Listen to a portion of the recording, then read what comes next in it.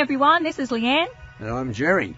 Coming to you from Tamworth, New South Wales. Hi there, this is Rick from Arizona. My name is Uchechukwu Oweneba from Igbo tribe, Nigeria.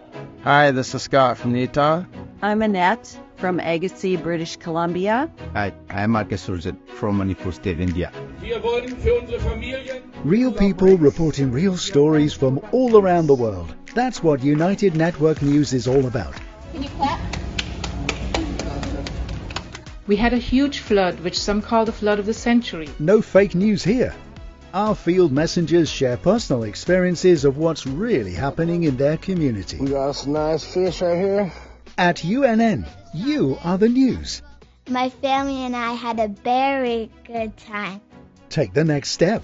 Become a UNN field messenger and share the real news with the world. In the northwest province of South Africa, I am United Network News. I am United Network News. I am United Network News. I am United Network News, and if it's going to be, it's up to me. It's going to be, it's up to me. If it is going to be, it's up to me. If it's going to be, it's up to me. If it's going to be, it's up to us. Field Messages, United Network News. See you next time. Step into a world of possibilities with New Earth, a groundbreaking series that shines light on holistic ways to live, work, and thrive. Join us weekly to discover new innovative ideas and explore the world around us as we, together, create our future, our New Earth. This is United Network News with Sunny Galt, Calen Gipp, Kimberly Gogan, and our field messengers from around the world. Here's today's real news. It's Friday, May 30th, 2025, and here are today's stories. When the pipes are dry and the fixes never come, survival turns into a daily battle. Across South Africa, communities are facing a growing water crisis with no clear end in sight. In one of Canada's wealthiest cities, resources are everywhere, yet the people who need them most are still being left behind. Why isn't help landing where it's needed? Indonesia is powering the green revolution with the world's largest nickel reserves. But as profits soar, so do the environmental and human costs. Brussels offers charm and culture at every turn, but beyond the postcard views lies a city balancing tradition with modern change. We'll take you inside that evolution. Uluru is more than a natural wonder, it's a living story sacred to Indigenous Australians. We explore the deep connection between land, culture, and spirit. And behind the farm fences and wide open skies, many farmers are quietly breaking under pressure. The emotional toll of rural life is real and rarely discussed. South Africa is struggling with a serious water and sanitation crisis that's affecting communities nationwide. The challenge is growing with low rainfall, frequent droughts, and outdated infrastructure riddled with leaks. This situation is putting immense pressure on both urban and rural areas, making safe water access a daily struggle for many. According to the Public Servants Association of South Africa, the country receives an average of just 500 millimeters of rainfall annually, which is 40% below the global average, making it one of the driest countries in the world. To meet water demands, South Africa imports 1.27 billion cubic meters of water annually from Lesotho, supplying 60% of the water needs for Gauteng, the country's smallest province by land area. However, water usage is 61.8% higher than the global average, while nearly 40% of piped water is lost due to leaks, theft, or unpaid bills. Aging infrastructure, including neglected treatment plants and pipes, costs the country 7 billion rand, or $390 million annually in water leaks. Poor planning has also caused dam construction to fall behind the growth in population and demand.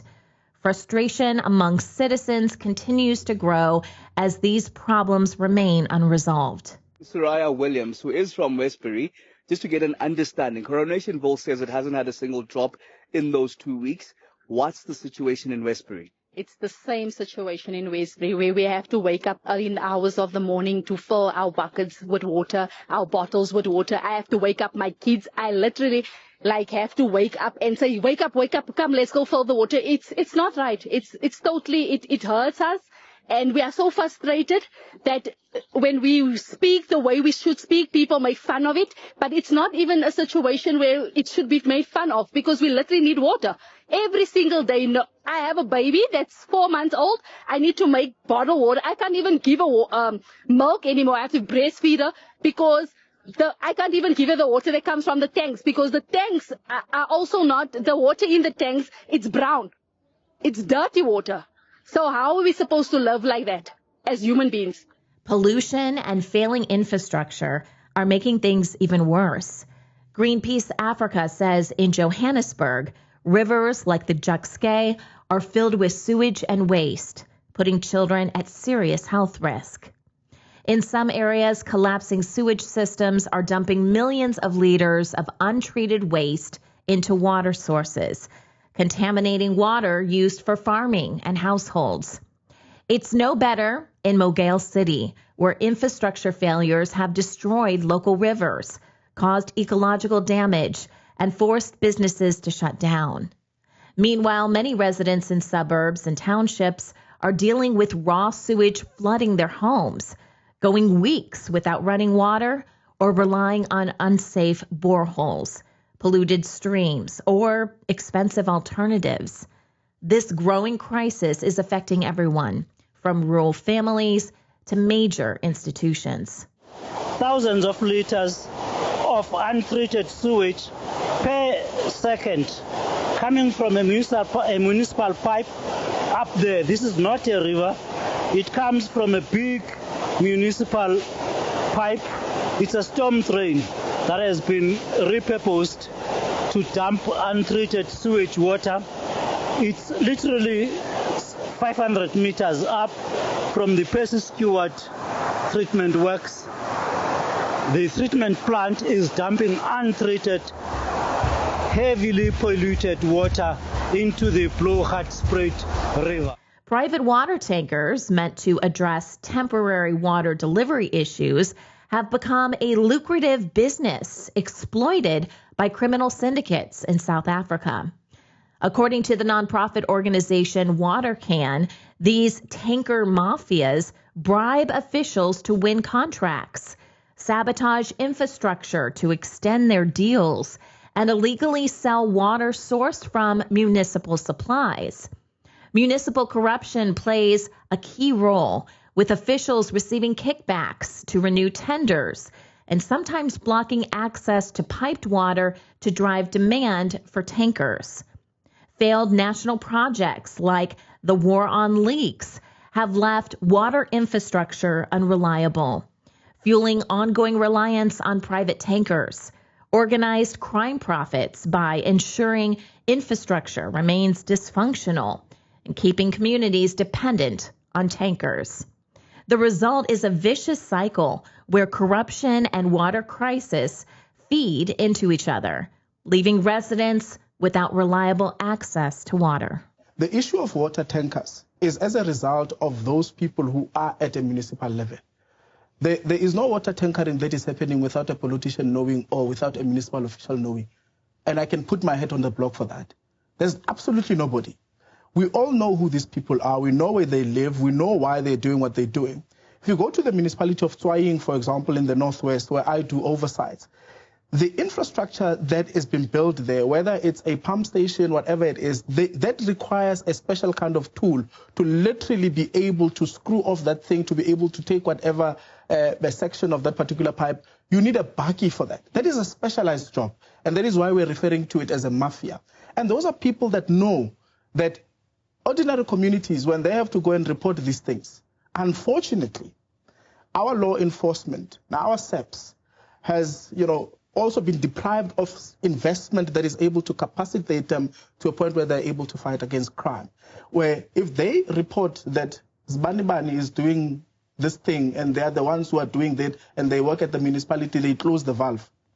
Tomorrow, those people are either dead. Tomorrow, those people, their houses have been burned, or something tragic has happened. That is the society in which we are living in.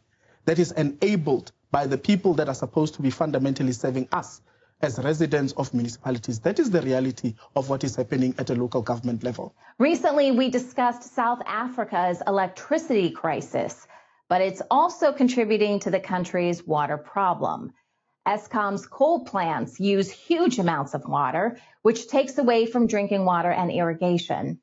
Load shedding has made things even worse, leaving many homes without power and sometimes without water, since pumps and pressure systems stop working. To make matters worse, power cuts are disrupting water treatment, raising fears about water contamination. In Vancouver, Canada, there's a noticeable gap between those who are struggling and the rest of the population. Even though resources are available, they don't seem to be making a big difference for the people who need them most. UNN Field Messenger Tim shares more insights into this situation. Hello, this is Tim, coming to you from beautiful Vancouver, British Columbia, Canada. Field messenger for UNN.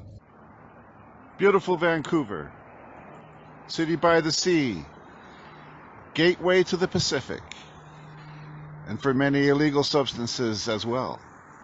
Property value doubled in the last decade from 1 to 2 trillion, with a corresponding doubling in property tax revenue, 75 billion to 150 billion. Well, that should buy a lot of social services.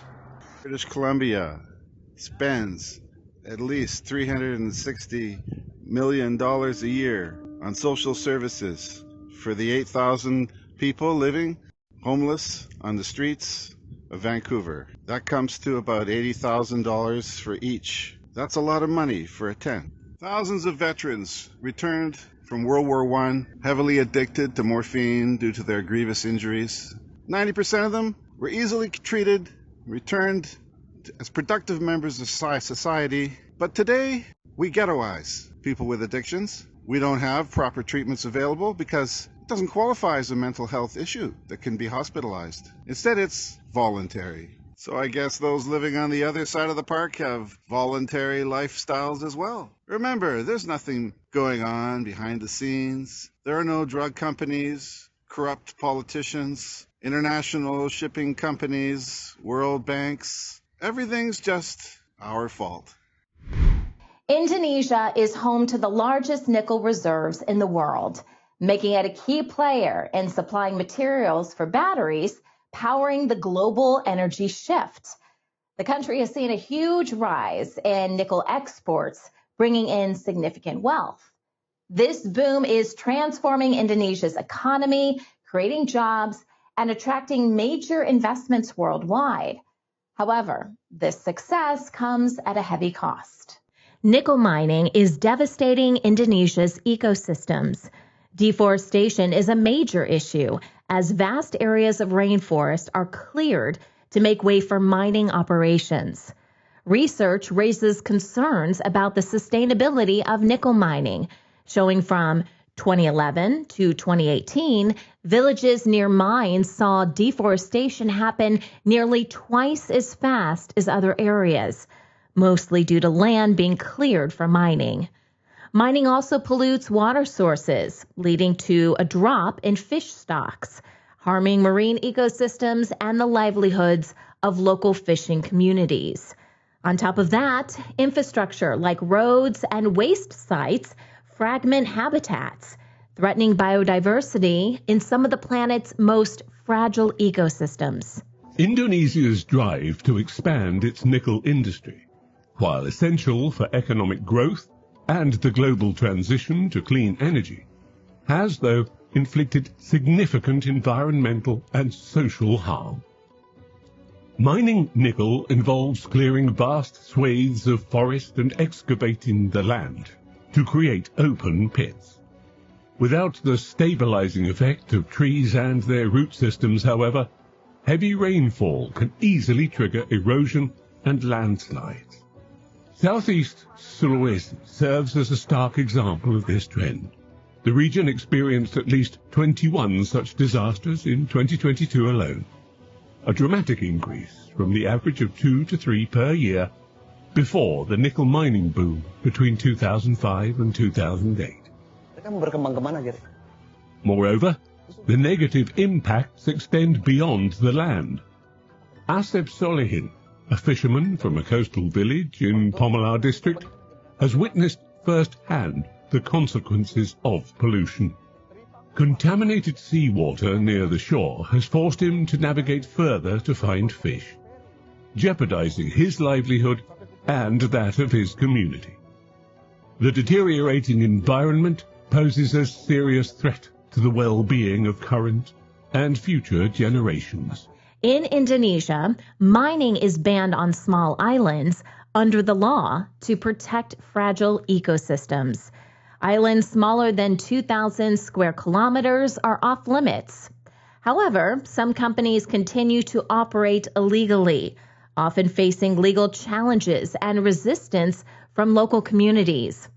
One example is Gibay Island in eastern Indonesia. Nickel mining there has polluted the land and water, putting indigenous communities' food security at risk. A new investigation also sheds light on the troubling reality of nickel mining in Indonesia, showing how a once pristine island has been sacrificed to support global battery supply chains. This nickel mine in Indonesia has been hiding a dirty secret for over a decade.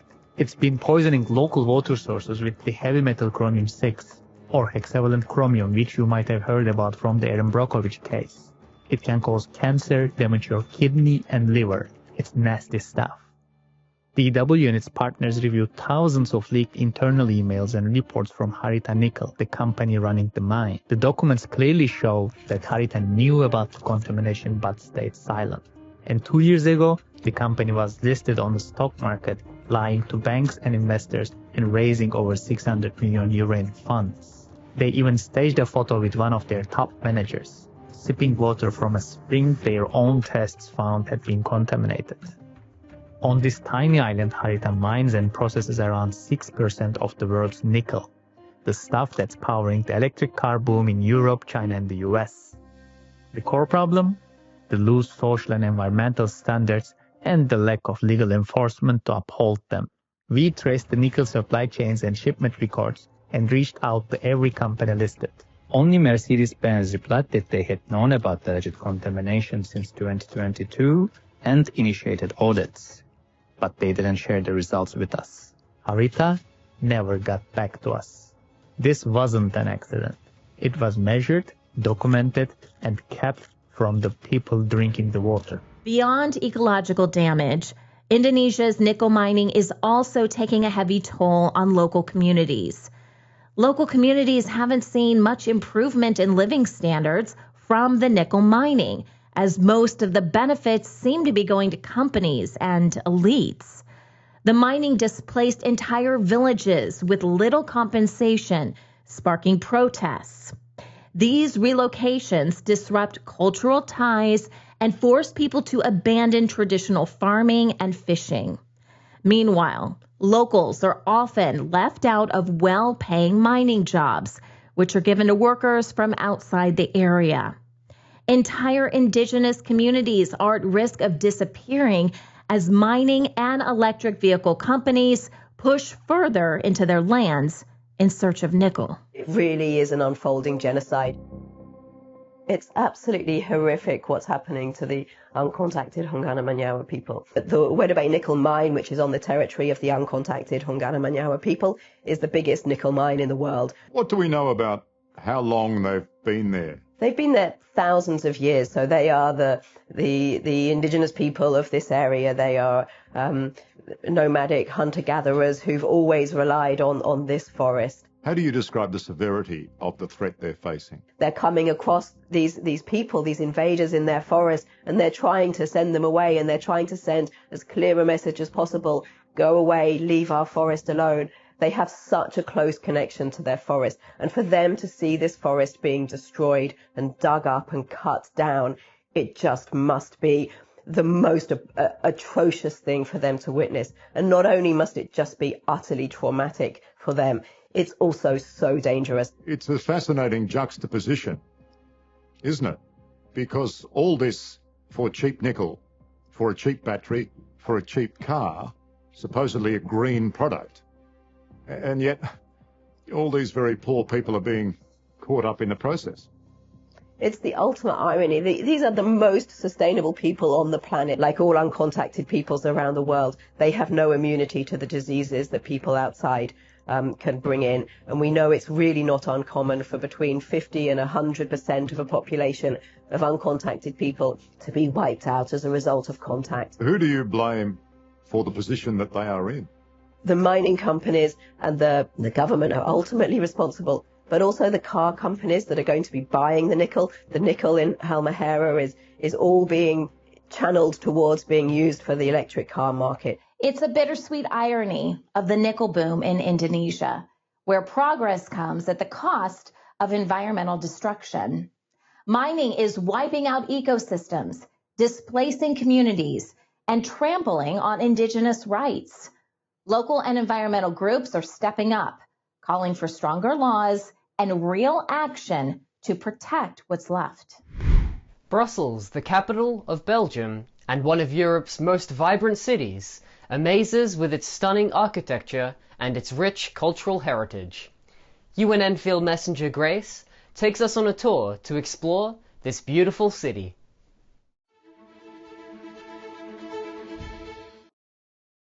Grace Lila here for UNN Field Messenger Tidbits. Brussels is a minute yet certainly an integral player of Europe. It is the heart and capital of Belgium, also the administrative center of European Union and European's capital city as well. Nothing beats a stroll on this fabulous garden of art. It's so pretty, especially springtime when those blossoms start popping out. This beauty is surrounded with architectural museums, Royal Library, and National Archives. Manikipis is this famous icon statue of a little boy who is not shy at all. It is dressed daily with customized outfit for the appropriate occasion. Historical centers have plenty of alleys, narrow streets with unique restaurants. Can you believe this is the table in one of the hangouts here, called the Coffin? Yikes! I mean, cheers! This glass ceiling gallery is an exclusive shopping arcade. Handmade lace, creamy crunchy chocolates of any flavor and form you desire. Cartoon characters and figures such as Smurfs, Asterix, and Lucky Luke originated here. Grand Square or Big Market or Grand Place is the meeting point where town hall and fabulous guild houses are established. Infrastructures almost impossible to construct nowadays. Thanks for watching. Thanks for caring. Until textile. One day. Ularoo, the spiritual heart of Australia, is a sacred site for Indigenous people who believe it was created by their ancestors. UNN Field Messenger Mary Lou takes us on a journey to explore the natural wonders of this region. Hi, I'm Mary Lou, a Field Messenger for United Network News. How does it get any better than this? I'm in Perth, Western Australia. However, I went on a trip to the spiritual heart of Australia, Uluru. I hope you enjoy my little venture travels. As I reach my destination, there's a billabong at the end of the road, walking tracks, a pool, a three-legged goat and a wolfhound and a restaurant. There are beautiful sunsets. The energy of the land is very nurturing, calm and welcoming. Okay, I'm coming into Ayers Rock. It's now called Uluru. This is the spiritual heart of Australia. We shelter from the sun in one of the caves. That's the view looking out. It's beautiful. I'm at the sunrise viewpoint platform for Ularoo, and this wonderful shelter with these beautiful chairs, benches made out of wonderful trees.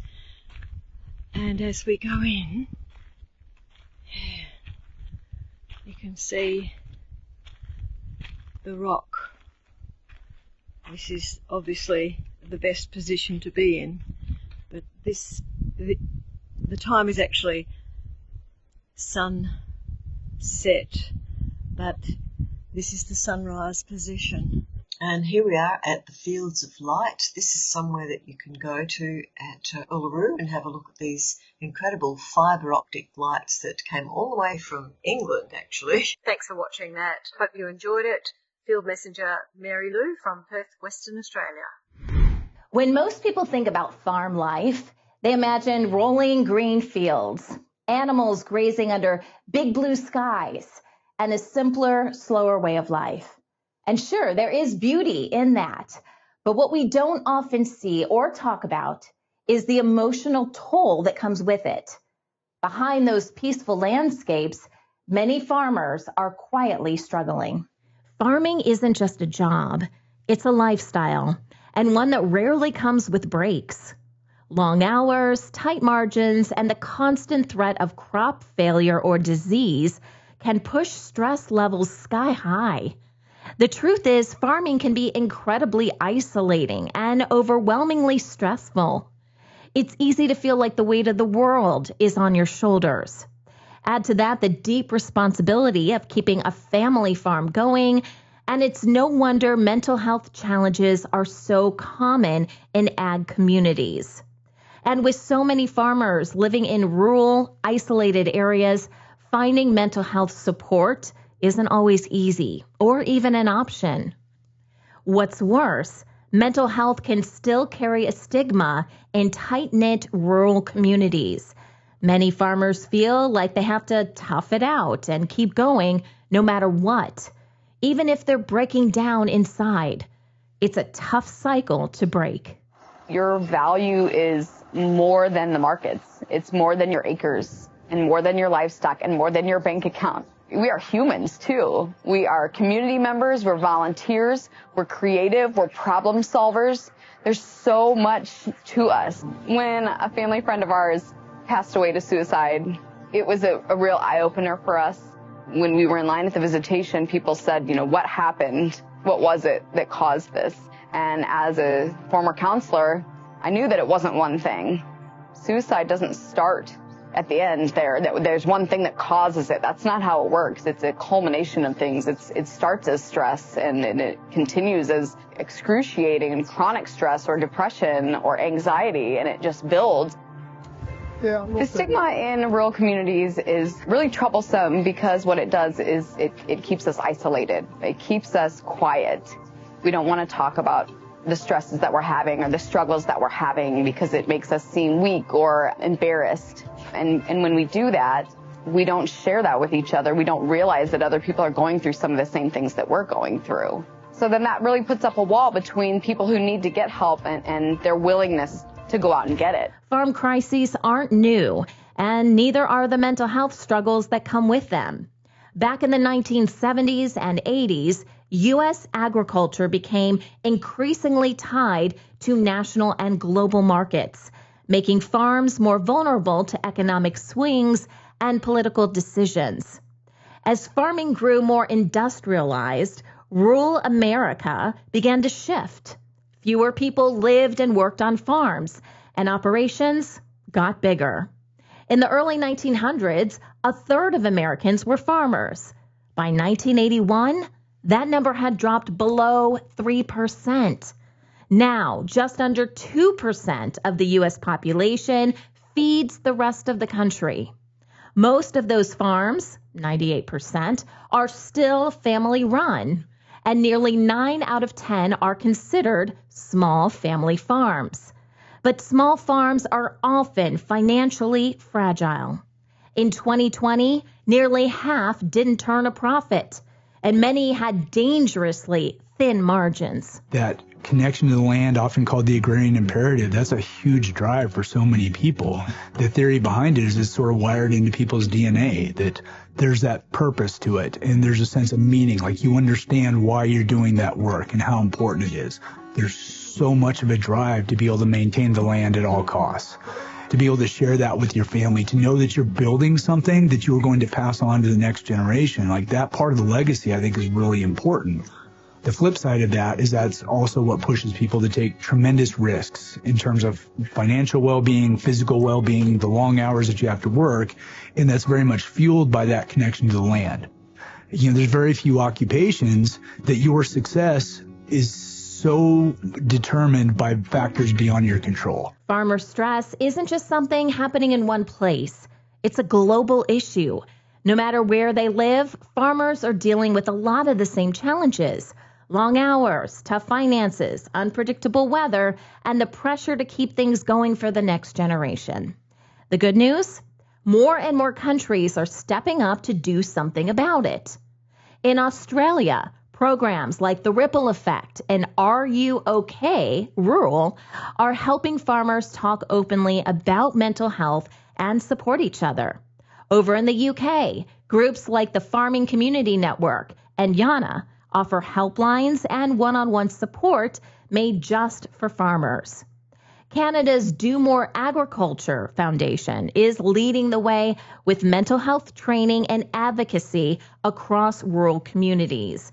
And even in Europe, mental health is starting to be part of farming policy, with more support being offered through local cooperatives and rural programs.